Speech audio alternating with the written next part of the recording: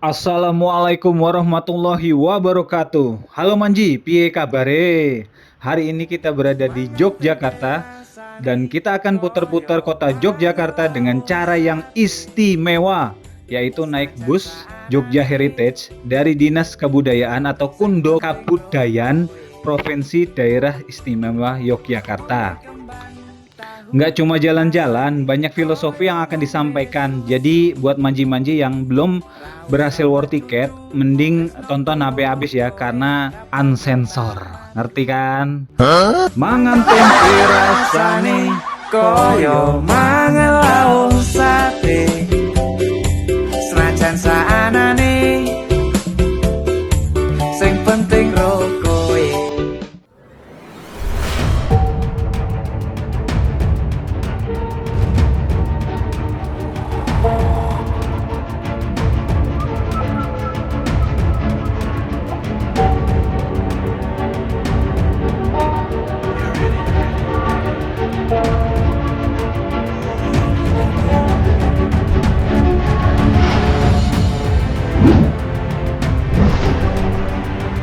Akhirnya kita sampai juga di sini. Tadi sempat ragu juga, habis kantornya ini di dekat lewatin kuburan, gede banget, kirain nyasar. Ternyata bener. Ini dia bisnya yang akan bawa kita. Oke, kita masuk untuk registrasi. Mangan tempe rasane koyo mangan lauk sate Senajan Kemudian di sebelah kanan saya ini ada Mbak Agnes, kami berdua ini sebagai edukator yang nanti akan membersamai atau bersama untuk keliling kota Yogyakarta menggunakan JHT dengan rute Paraning Sembadi. Apa itu Paraning Sembadi? Nanti kita akan pelajari. Kemudian nanti kita juga sempat atau akan berhenti di teras Malioboro 1 ya, untuk berfoto bersama dan jalan-jalan di halamannya saja. Nah, untuk rute kita kali ini kita akan berawal dari kantor JTTC.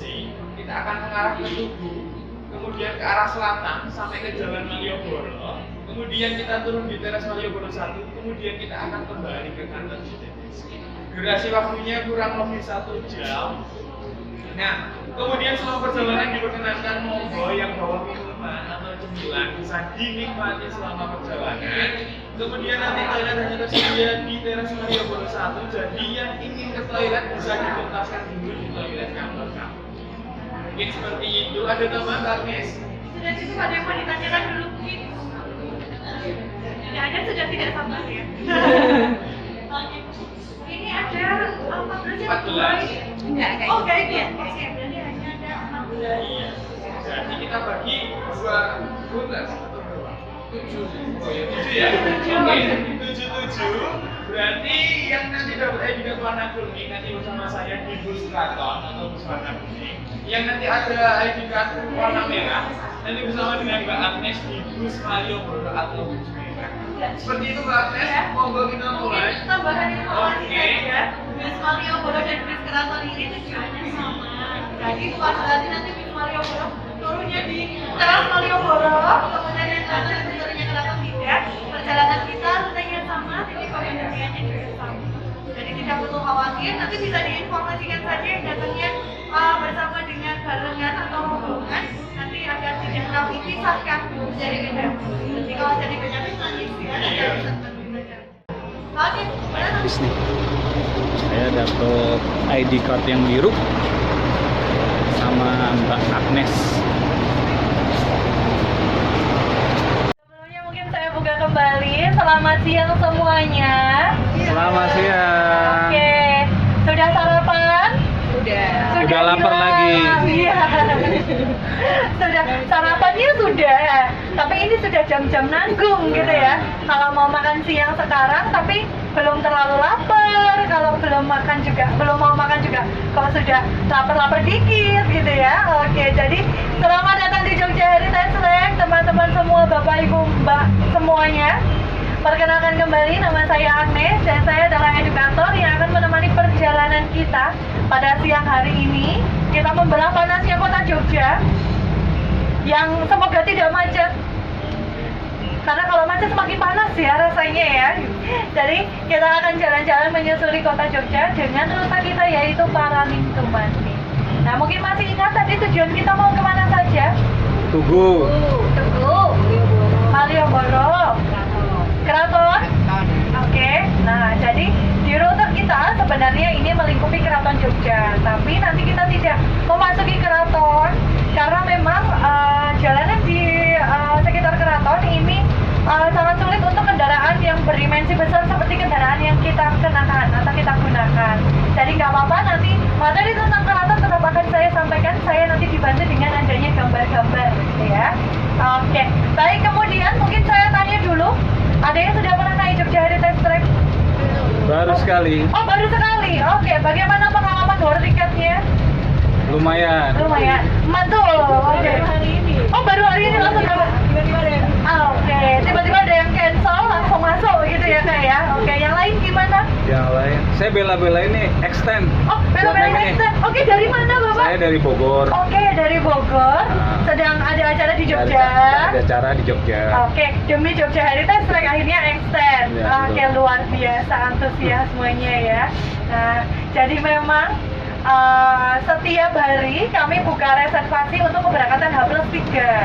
Jadi memang kenapa sih harus war tiket Mbak Agnes ya? Kita bisa lihat sendiri kapasitas di sini hanya 8 orang maksimal.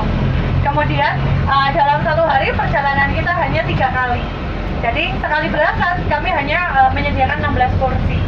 Sedangkan mungkin teman-teman ada yang tahu dari media sosial tentang Jogja Heritage Track, bisa dilihat yang menyukai kontennya itu sudah ribuan orang, belum lagi yang komen ratusan orang. Nah ini makanya jadi rebutan, jadi harus war tiket. Tenang saja, saya juga pernah merasakan war tiket. Waktu itu saya pernah mau bantuin teman saya, karena bagi teman saya kan orang dalam harusnya bisa lebih gampang. Tidak teman-teman, saya harus war dan saya gagal. Berarti ordal nggak berlaku Order ya? nggak berlaku di Oke, JHT. siap. Pokoknya siapapun itu kalau bisa war tiket langsung dapat, itulah yang dapat. Orang dalam nggak berlaku. Jadi Jogja Heritage Track ini adalah program dari Dinas Kebudayaan DIY, atau kalau di sini disebutnya dengan Kundoka Budaya. Jadi di Yogyakarta sebagai daerah istimewa ini punya banyak sekali privilege. Salah satunya tadi penamaan instansi dinas itu bisa dikembalikan dalam bahasa Jawa. Ada Kundoka Budaya, kemudian ada lagi nanti kalau kecamatan disebutnya adalah Kapanewon, dan juga Kemantren kalau di kota Jogja. Gitu. Itu adalah privilege sebagai daerah istimewa. Selain itu, adanya dalam sebagai daerah istimewa, Jogja jadi punya dana keistimewaan. Atau kalau warga Jogja menyebutnya Danais. Danais inilah yang digunakan untuk melahirkan program-program yang fokus dalam bidang pelestarian kebudayaan. Contohnya Jogja Heritage Track. Di sini kita akan belajar tentang sejarah dan kebudayaan Yogyakarta. Khususnya siang hari ini kita akan membahas tentang sumbu filosofi Yogyakarta. Ada yang sudah kembali lagi ke Jogja Heritage Track, nanti kita akan membahas tentang sumbu filosofi Yogyakarta. Dan kemudian walaupun teman-teman kemarin harus war tiket, harus rebutan tiket, tapi tidak dipungut biaya ya, Rp1 pun, karena memang seluruh operasional dari Jogja Heritage Track ini menggunakan dana keistimewaan. Jadi minimal 15 tahun, jadi 15 tahun ke atas bolehnya. Karena memang dalam perjalanan kita ini ada materi yang disampaikan, dan materinya ini berkaitan dengan makna filosofi. Nah, kalau itu mungkin kita akan berkenalan dengan kota Jogja terlebih dahulu. Jadi, kalau kita lihat di sini, jadi ini adalah landscape dari kota Yogyakarta. Kita bisa lihat bahwa kota Yogyakarta ini berada di tengah-tengah dari Gunung Merapi dan Laut Selatan. Gunung Merapi, Keraton Yogyakarta dan Laut Selatan disatukan dengan namanya garis imajiner. Sesuai namanya, imaji atau hayalan. Jadi garis ini tidak nyata atau tidak benar-benar ada, menghubungkan antara Merapi, Keraton, dan pantai selatan atau Laut Selatan. Dan titiknya itu bukan di Parangtritis. Mungkin yang teman-teman familiar itu kan Parangtritis ya. Justru ada di Parangkusumo. Jadi adanya garis imajiner ini dulunya membantu Sultan Hamengkubuwono yang pertama ketika menentukan lokasi kota Jogja. Jadi dulu Jogja ini adalah bagian dari sebuah kerajaan Islam, yaitu Kerajaan Mataram Islam. Wilayah Mataram Islam kemudian terpecah menjadi dua, yaitu menjadi Kasunanan Surakarta dan Kasultanan Ngawi. kota Yogyakarta atau kita kenal sebagai Jogja dan Solo. Solo saat itu langsung berdiri menjadi sebuah kasunanan sendiri karena pada saat itu ibu kota terakhir dari Mataram Islam berada di wilayah Kartosuro. Kalau dulu Kartosuro itu ikutnya wilayah Solo, tapi kalau sekarang Kartosuro itu ikutnya ke Sukoharjo. Kemudian wilayah Yogyakarta dulunya adalah hutan Pabringan atau hutan beringin. Sehingga saat itu Sultan yang pertama ini menentukan lokasi kota Jogja dengan dibantu garis imajiner itu. Ketemulah lokasi kota Jogja di sini, kemudian beliau membangun kota Jogja dengan konsep sumbu filosofi. Berbeda dengan garis imajiner yang garisnya hanya hayalan saja atau tidak nyata, sumbu filosofi ini garisnya ada, benar-benar ada dan nyata, dan menyatukan antara Tugu Yogyakarta, Keraton Yogyakarta, dan Panggung Rakyat. Jadi kalau kita lihat di sini ada garis lurus yang menghubungkan 3 atribut ini. Kalau tidak percaya garisnya lurus dan ada, monggo bisa dicek di Google Maps-nya masing-masing. Jadi garisnya ada dan sekarang ini menjadi jalan raya. Paraning Dumadi. Sangkan dalam bahasa Indonesia artinya adalah awal mula. Paran artinya tujuan dan Dumadi artinya kehidupan. Jadi Sangkan Paraning Dumadi ini menjelaskan tentang daur kehidupan manusia, di mana Sangkan Paraning Dumadi adalah alih bahasa atau translate atau terjemahan dari ajaran agama Islam Innalillahi wa inna ilaihi raji'un, yang menjelaskan bahwa kita semua sesungguhnya milik Allah dan nantinya akan kembali lagi kepada Allah. Oke, nah kemudian perjalanan sumbu filosofi ini terbagi menjadi 2, dari Panggung Rakyat ke Keraton Jogja dengan konsep Sangkaning Dumadi atau awal mula kehidupan. Kemudian dari Tugu Jogja menuju Keraton dengan konsep Paraning Dumadi atau tujuan kehidupan manusia. Dan siang hari ini kita akan melakukan perjalanan dengan konsep apa? Paraning Dumadi atau tujuan kehidupan manusia. Kita buka perjalanan kita dengan salah satu atribut sumbu filosofi paling utara. Di depan kita ada apa? Tugu Golong-Gilik. Tugu Golong-Gilik, Tugu Jogja. Ayo, Tugu apa? Siapa ikut Tugu Golong-Gilik? Gak ada. Nah, jadi dulunya pertama kali dibangun tentunya tidak seperti ini, teman-teman. Kita lihat di sini. Jadi, tugu yang ada di depan kita bentuknya seperti yang kiri atau seperti yang kanan? Kanan. Kalau tugu yang sebelah tenggara dari Tugu sekarang, Tugu Jogja sekarang bentuknya seperti yang mana? Kiri. Jadi, dulu di Yogyakarta dibangun sebuah tugu oleh Sri Sultan Hamengkubuwono pertama.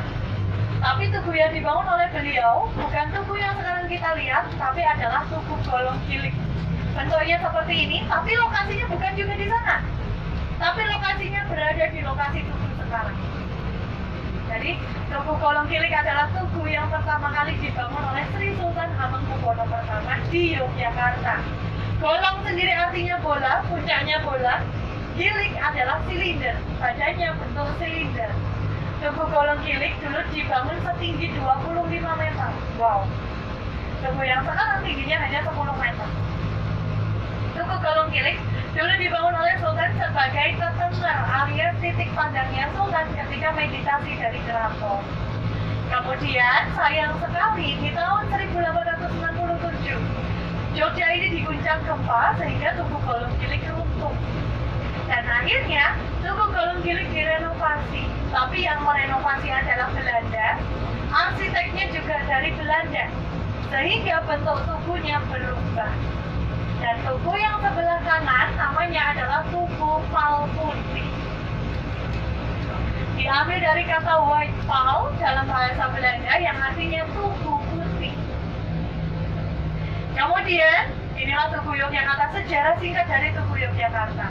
Tapi kalau kita bicara soal sumbu filosofi, yang masuk sumbu filosofi adalah Tugu Golong-Gilik. Karena tugu inilah yang dibangun pertama kali di Yogyakarta.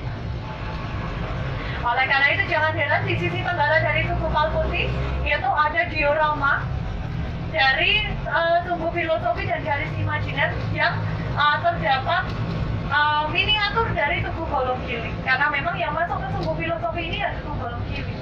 Jadi sebagai pengingat akhirnya dibangun diorama tersebut. Kenapa Mbak Agnes kok nggak dikembalikan lagi aja jadi tugu Golong Giling, tugu Palputinya dibongkar?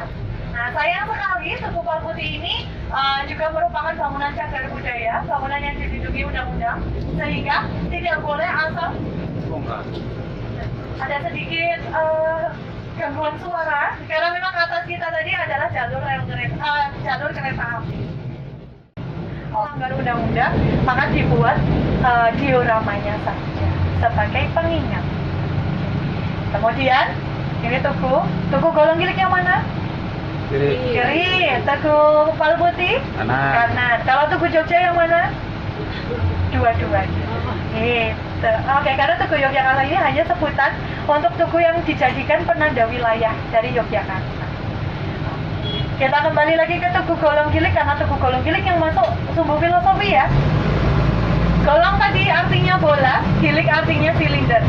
Semua bentuknya melingkar, tidak memiliki sudut.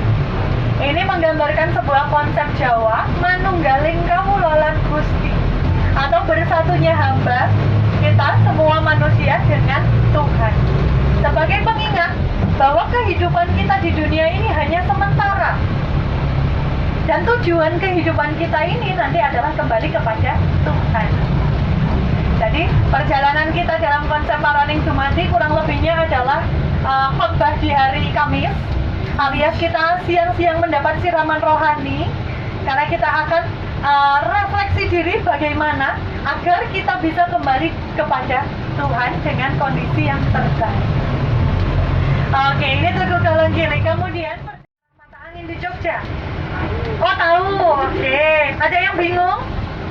Ada. Oke, jadi tadi kita melintasi jalan itu sebelah kanan kita, itu dari Tugu ke selatan. Nah, kita sekarang juga mengarah ke selatan. Jalan yang tadi kita lewati dari Tugu ke selatan, nama jalannya adalah Jalan Margo Utomo. Margo artinya jalan dan Utomo adalah keutamaan. Jadi jalan Margo Utomo ini adalah simbol manusia melakukan keutamaan dalam hidup. Apa itu yang dimaksud dengan keutamaan dalam hidup? Semua hal yang merupakan perintah dari Tuhan. Karena saya yakin ajaran agama apapun tidak ada yang menyebutkan bahwa Tuhan itu memerintahkan hal yang buruk. Tapi Tuhan selalu memerintahkan hal yang baik.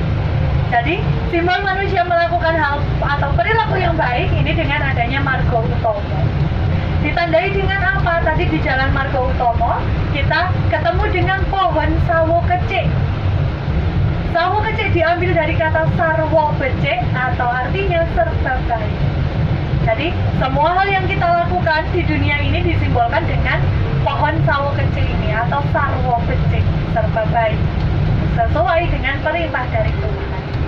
Dari Margo Utomo seharusnya kita bisa langsung masuk ke jalan ini. Jalan apa ini? Ada yang belum pernah ke sini? Sudah? Ini adalah Jalan Malioboro.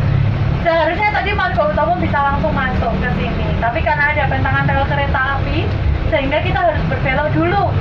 Rel kereta api ini dulu dibangun oleh Belanda di tahun 1887. Dan saat itu, Belanda dengan sengaja meletakkan rel kereta api memutus sumbu filosofi. Karena mereka tidak suka dan mereka mencoba untuk mengaburkan dan menghilangkan makna filosofi yang tertanam di kota Jogja. Itu juga alasan yang sama kenapa tugu itu tidak diubah atau tidak dibangun lagi dengan bentuk yang sama. Oke, kemudian kita lihat ke kiri. Waduh, kelewatan sedikit, nggak apa-apa. Nanti kita lihat gambarnya. Tadi ada bangunan kompleks Kepatihan atau sekarang digunakan jadi kantor Gubernur DIY. Dan kemudian kita barusan melewati Simpang 4 yang merupakan batas Jalan Malioboro.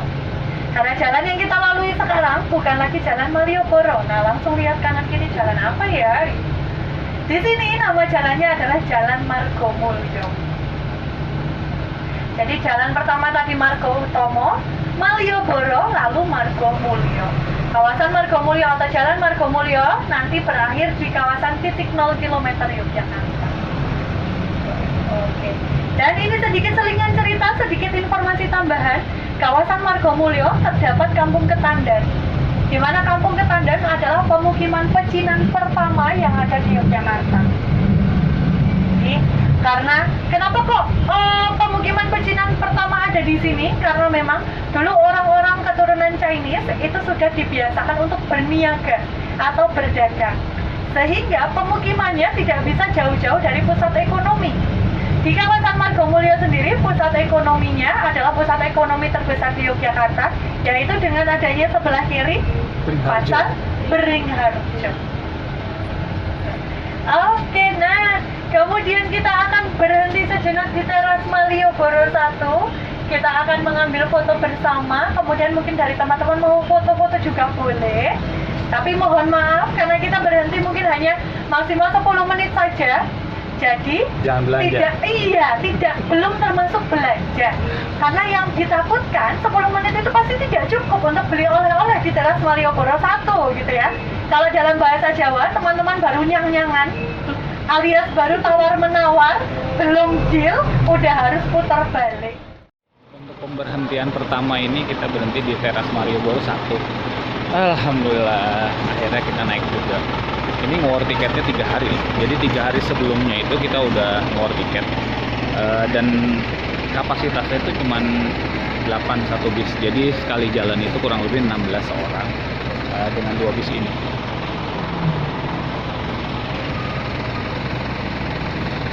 Ini ada tunjuk teras Malioboro ini isinya apa aja. Nah, jadi kalau mau pada kesini udah tahu tujuannya mau beli apa.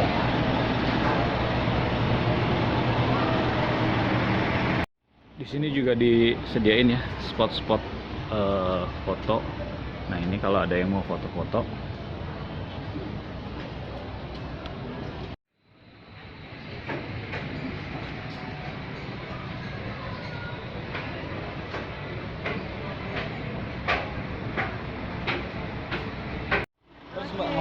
Oh gitu. Jadi ya itu sih memang ada syarat usia, kemudian ada pakaian juga. Karena kalau pakaian itu kita menghargai salah satu budaya Jogja, adanya batik. Walaupun memang kalau sekarang batik juga sudah dimodifikasi, nggak cuma batik Jogja, ada batik modern, ada batik geometris juga. Tapi tujuannya itu kan sama, untuk menghargai kebudayaan, warisan budaya. Tapi di situ nggak ada larangan kan? Dulu kan ada ya, kalau ada batik-batik tertentu yang nggak boleh kita pakai, harus raja, itu nggak boleh dipakai. Jadi kalau untuk di JHT itu sebenarnya bebas, Oh, bebas. karena memang batik larangan itu berlaku, larangannya itu di keraton. Oh gitu. Dan sekarang batik-batik yang kita gunakan sekarang, misalnya pakaian saya ini itu bukan batik. Jadi batik itu yang benar-benar dilukis menggunakan canting. Oh, oke. Nah ini hanya tekstil yang motifnya batik. Jadi bukan betulan Jadi- batik yang di Jadi filosofi batik ya ditulis. Iya, ditulis menggunakan canting. Jadi batik-batik yang tidak boleh, batik larangan itu misalnya ada motif parang, kemudian ada motif gurdo atau garuda, itu masih berlaku untuk masuk ke keraton. Jadi kalau saya pribadi, kalau ada yang tanya, kalau ke keraton boleh pakai batik nggak Mbak Agnes? Saya bilang daripada pakai batik dan harus menebak-nebak batik mana yang boleh dan tidak, lebih baik sudah pakai rapi saja. Kemeja, polos itu lebih aman dibanding menggunakan batik. Takutnya tiba-tiba nggak tahu model batik gimana, pakainya motif parang, parang itu adalah motif larangan, jadi malah nggak boleh masuk. Tapi ada edukasi gini sih bagus, soalnya orang kadang-kadang kita jalan-jalannya ke Jogja, ke Borobudur, Iya. atau kadang-kadang ke Borobudur sendiri cuman Sebenarnya, foto-foto iya. doang tapi nggak tahu filosofinya. Sebenarnya Iya. kan Borobudur itu kan perpustakaan zaman dulu. Iya, Gitu. betul. Itu ada ceritanya itu. Jadi kalau Borobudur itu sebenarnya kan kalau dari segi wilayah masuknya ke Kabupaten Magelang. Iya, betul. Kemudian kalau Borobudur itu nanti kita belajarnya ya tentang budaya. Oke, sudah kita lanjut lagi, Oke, monggo. siap. Makasih ya, Mbak. Makasih. Kita lanjutkan lagi perjalanan kita. Mungkin saya minta waktunya sebentar. Kita foto dulu di dalam bis. Oke, sambil boleh tunjukkan ID card-nya. Nah ini untuk ngecek apakah ada penumpang gelap. Oh, nggak ada ya. Tiba-tiba masuk, ikutan masuk gitu. Oke, baik, silakan boleh hadap ke sini semuanya. 1, 2, 3, lagi. 1, 2, 3. Oke, kita lanjut lagi. Di sebelah kanan kita ada Kompleks Istana Presiden Yogyakarta, dan di sebelah kiri kita ada Museum Benteng Frederick. Jadi dari tambahan informasi di mana bangunan-bangunan ini sudah ada sejak masa kolonial. Kemudian Benteng Frederick dulunya adalah pemukiman pertama bagi orang-orang Belanda. Dan sekarang menjadi museum yang berisi tentang perjuangan rakyat Yogyakarta untuk memperjuangkan kemerdekaan Indonesia. Nah, yang baru dari Museum Benteng Frederick ini baru saja dibuka kembali pada tanggal 8 Juni kemarin. Kemudian nanti sampai besok tanggal 14 Juni tiketnya masih gratis. Silakan, bisa dimanfaatkan kesempatannya.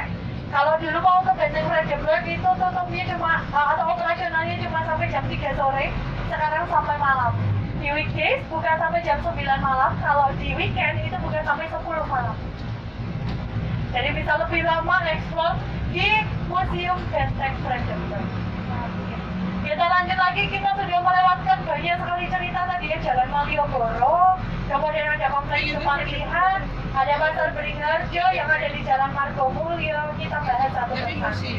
Jadi Jalan Malioboro ini berasal dari dua kata, yaitu Malio dan Boro. Malio diambil dari kata Mali. Mali ini adalah artinya adalah jadi wali. Mali gitu ya, jadi wali. Sedangkan O, Malio. O ini adalah sebuah kata untuk menjadikan kata perintah. Contohnya kalau dalam bahasa Jawa, disuruh nulis, bilangnya nuliso. Suruh jalan, melakuwo. Terus disuruh lari, melayu. Suruh makan, mango. Nah, malio di sini artinya adalah sebuah perintah untuk jadi seorang wali. Wali yang bagaimana? Apakah wali yang nyanyi-nyanyi? Bukan, itu wali band. Wali di sini adalah seseorang yang menyebarkan ajaran dan ilmu yang baik. Kemudian, boro diambil dari kata mumboro atau pengembara. Jadi Malioboro adalah simbol manusia melakukan pengembaraan, selayaknya seorang wali yang menyebarkan ilmu dan ajaran yang baik.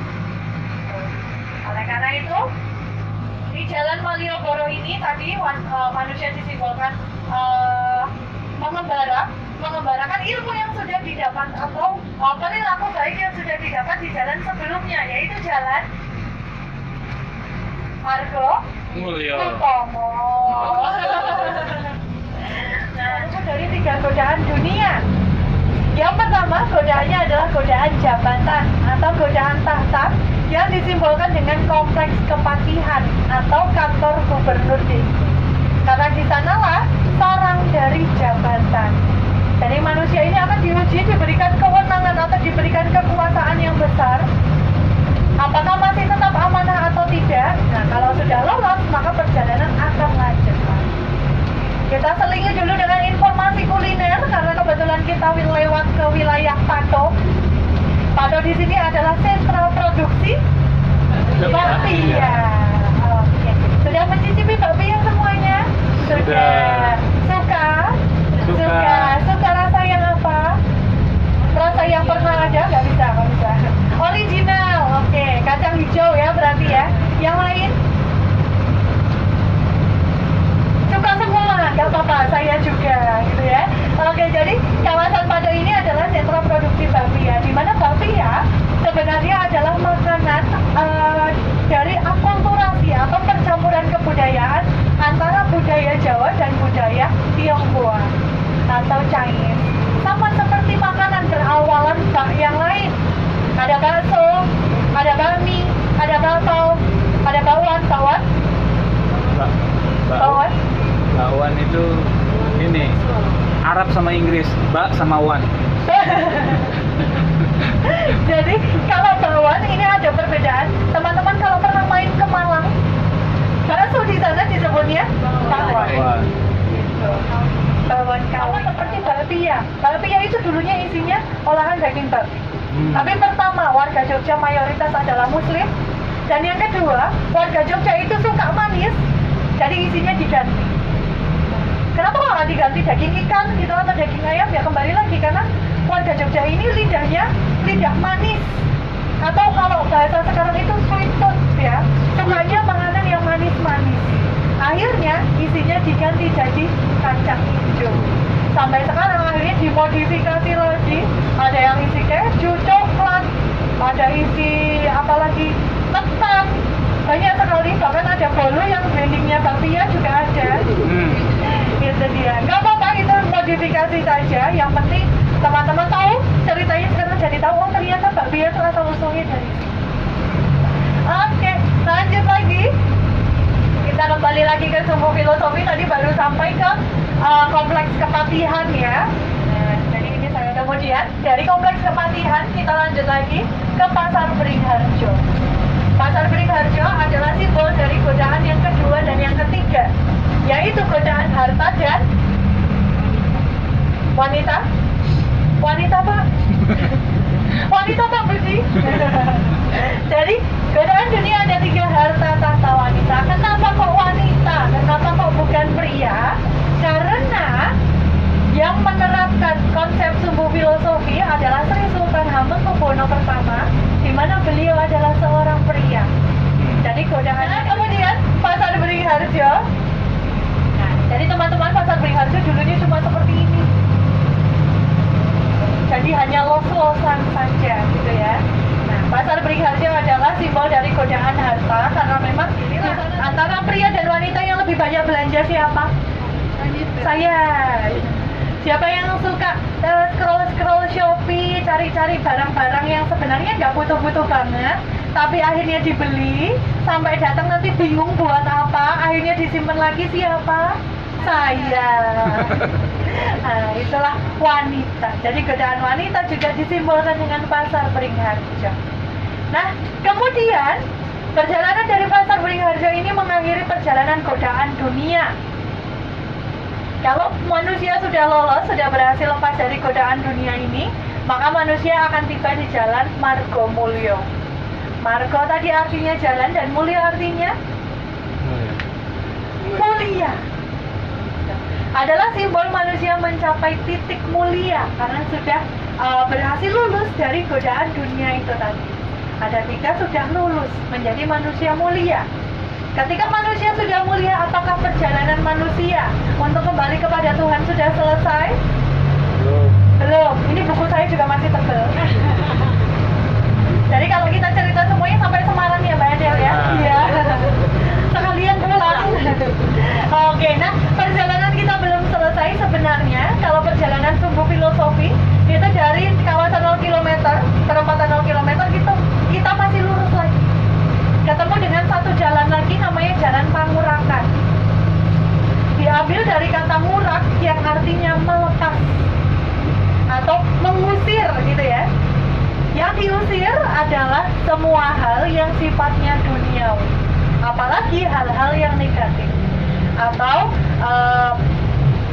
secara atau bahasa lainnya dari Jalan Pangurakan ini adalah tahapan di mana kita sebagai manusia ini membersihkan diri dari semua hal yang sifatnya duniawi.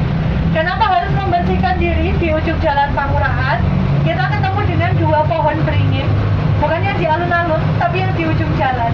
Namanya Wok dan Jenggot, alias brewok dan jenggot, atau rambut-rambut halus yang ada di wajah para pria. Adanya, nah langsung dipegang gitu ya. Adanya rambut-rambut halus yang ada di wajah para pria ini menjadi simbol dari adanya proses pencabutan nyawa. Wah, kenapa Bang serem banget gitu ya, Pak Sandi nanti protes ke saya. Nah, jadi Pak, saya tanya, ketika brewok dan jenggotnya dicabut rasanya gimana? Loro, Mbak. Loro, betul. Alias sakit. Nah, itulah penggambaran rasa sakit ketika nyawa kita di dunia atau nyawa kita ini dicabut. Kemudian perjalanan dari Wok dan Jenggot masih lanjut lagi. Setelah kita meninggal, kita tidak langsung masuk surga ya teman-teman. Ya. Nah, di sini disimbolkan dengan adanya alun-alun. Alun-alun utara atau alun-alun selatan? Utara. Tuh, siapa selatan? Siapa utara? Nah, mulai terpecah. Yang salah nanti turun ya.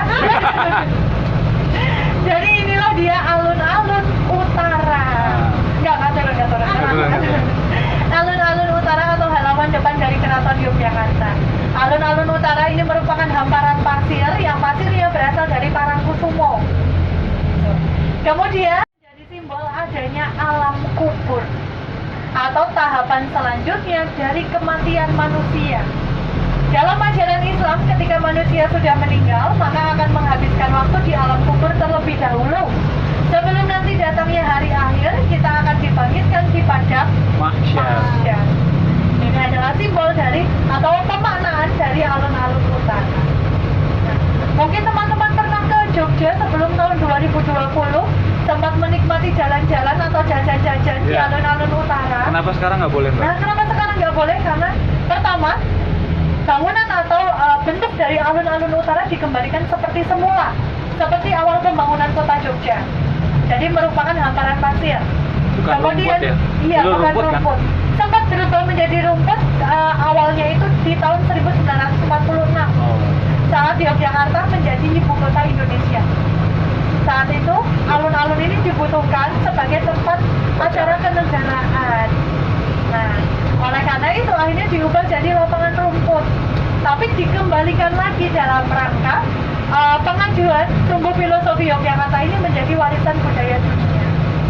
Dan secara fungsi ini juga dikembalikan kepada keraton hanya untuk prosesi upacara keraton Jogja. Oh. Oleh karena itu, alun-alun utara sekarang juga dipagari. Iya. Tuh. Nah, ini lagi ya, alun-alun utara. Setelah perjalanan dari alun-alun utara sampai padang mahsyar, apakah sudah selesai? Belum. Belum. Perjalanan kita lanjut, sekarang kita masuk ke kompleks keraton. Sudah pernah ke keraton Jogja semuanya? Sudah, oke. Bangunan apa ini? Pendopo, oke. Yang lain? Pak, saya tidak mengira akan diuji seperti ini, gitu ya. Jadi ini adalah bangsal Sri Manganti. Diambil dari kata nganti-anti yang artinya menanti atau simbol manusia ini menunggu. Menunggu untuk apa? Menunggu sampai nanti tiba hari penimbangan. Jadi kalau kita masuk ke keraton Jogja, kita akan langsung disambut dengan bangsal Sri Manganti. Kalau dulu fungsinya adalah sebagai tempat menanti atau ruang tunggunya tamunya sultan. Tapi secara filosofi ini adalah ruang tunggunya kita setelah kita dibangkitkan. Nah, setelah itu perjalanan Paraning Dumadi kita masih lanjut lagi, yaitu ke bangsal Trajumas. Bangunan di sebelah dari bangsal Sri Manganti. Traju sendiri artinya timbangan. Dan emas itu adalah simbol dari amal baik kita. Karena ini saya tanya ke ciwi-ciwi yang ada di sini, kalau beli emas satuannya apa? Gram. Atau satuan berat terkecil. Sehingga sekecil apapun emas itu nanti akan ada harganya. Sama seperti perbuatan baik kita, sekecil apapun perbuatan baik kita, itu nanti akan dinilai oleh Tuhan, ada harganya. Jadi jangan pernah takut untuk berbuat baik, walaupun itu adalah hal yang kecil. Oke, nah kemudian kita tengok sebelah kanan. Nah, Kuburan. waduh. Jadi kalau tadi alun-alun utara adalah simbol alam kubur, bukan kuburan beneran gitu ya. Jangan sampai besok-besok teman-teman main ke alun-alun utara tiba-tiba udah sedang garuk-garuk atau menggali alun-alun utara, nanti ditanyain sama orang, oh kemarin kata Mbak Agnes ini kuburan, bukan ya? Kalaupun itu kuburan beneran juga jangan digali-gali. Oke, nah itu dia. Kemudian ini bangsal Trajumas. Traju adalah timbangan dan emas adalah simbol dari amal perbuatan kita yang baik. Dan disinilah amal perbuatan kita yang baik akan ditimbang dan kemudian yang akan menentukan kita akan melanjutkan kehidupan abadi di mana. Saya yakin teman-teman semua pasti menginginkan hidup abadi di surga. Dan inilah perjalanan Paraning Dumadi kita tutup dengan sebuah bangunan di dalam Keraton Jogja yang tidak boleh dikunjungi masyarakat umum. Nama bangunannya adalah Gedong Proboyekso. Kenapa kok tidak boleh dimasuki Mbak Agnes? Kenapa kok tidak boleh berkunjung? Karena di dalamnya terdapat atau tersimpan banyak sekali puluhan bahkan ratusan pusaka milik Keraton Jogja. Pusaka adalah benda-benda bersejarah. Dan salah satu pusaka yang tersimpan di sini adalah pusaka Kiai Wiji. Hati-hati bukan kiai tapi kiai. Jadi kalau kiai adalah pemuka agama Islam, kalau kiai artinya benda berkuah. Jadi pusaka Kiai Wiji tersimpan di Gedung Proboyekso. Pusaka Kiai Wiji memiliki bentuk menyerupai lentera atau lampu minyak, atau dalam bahasa Jawa ada yang menyebutkan lampu teplok, lampu sentir, lampu dian, gitu ya.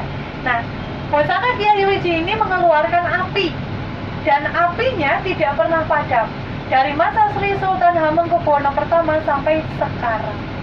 Sehingga nyala api inilah yang kemudian menjadi simbol kehidupan abadi.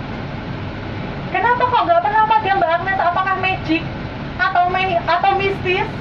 Bukan ya teman-teman. Jadi memang pusaka Kiai Wiji ini betul-betul dijaga oleh abdi dalam khusus. Kemudian apinya ini diambil dari api abadi, tapi karena sudah bukan media api abadi lagi, maka tetap membutuhkan bahan bakar. Dan bahan bakarnya menggunakan minyak jarang. Sehingga apinya ini masih tetap terjaga sampai sekarang. Bahkan ketika Yogyakarta diguncang gempa, pusaka Kiai Wiji ini tetap aman dan tidak padam. Mbak Agnes tahu dari mana? Kan Mbak Agnes nggak pernah masuk. Jadi saya juga pernah kok skeptis gitu ya, mempertanyakan kebenarannya. Itu wajar. Tapi kemudian saya sempat menemani Gusti Bendoro atau putri bungsunya Sri Sultan Hamengkubuwono ke-10 untuk jalan-jalan menggunakan Jogja Heritage Flag, dan saat itu saya juga bertanya kepada beliau dan beliau menjelaskan bahwa memang pusaka Kiai Wiji ini sama sekali tidak pernah padam. Pada saat Jogja diguncang gempa, bangunan di Keraton Yogyakarta ini tidak ada yang mengalami kerusakan. Jadi kerusakannya hanya kerusakan minor gitu ya, kerusakan kecil.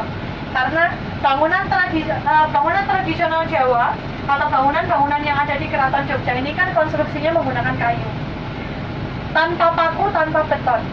Sehingga ketika gempa, bangunannya ini justru akan saling menguatkan. Tidak seperti bangunan-bangunan sekarang, kalau gempa itu langsung roboh gitu ya, ambruk. Dan itulah akhir perjalanan kita dalam perjalanan Paraningduman. Perjalanan kita tadi dibuka dari Tugu Yogyakarta. Kita diingatkan bahwa manusia ini hidup hanya sementara, atau kalau kata orang Jawa, urip mung mampir ngombe. Kemudian tujuan kehidupan kita sesungguhnya adalah untuk menabung perbuatan baik yang disimbolkan di Margo Utomo dan disebarkan di Jalan Malioboro. Sampai nanti kita akan menjadi manusia yang mulia dan bersih sebelum kita dicabut nyawanya dan menjalani serangkaian perjalanan sampai nanti kita hidup abadi di surga. Sudah selesai, ada yang mau ditanyakan? Tidak ada. Jadi kita siap untuk ujian ya. Oke, Pak Budi boleh minta tolong? Ya. Oke. Jadi teman-teman, sungguh filosofi Yogyakarta ini sudah sah menjadi warisan budaya dunia, disahkan oleh UNESCO pertanggal 18 September 2023 kemarin. Jadi salah satu tujuan dari Jogja Heritage Ring ini adalah untuk memperkenalkan bahwa sumber filosofi ini adalah warisan budaya dunia.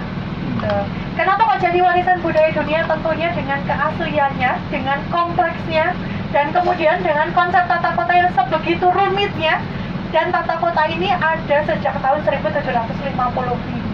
Ketika teknologi belum semaju sekarang, tapi Sri Sultan Hamengkubuwono I sudah bisa membangun kota Yogyakarta dengan segala perhitungannya dan segala makna filosofi. Oke, baik, terima kasih. Nah, ini biar tidak lupa, silakan nanti boleh dibaca-baca. Siapa tahu nanti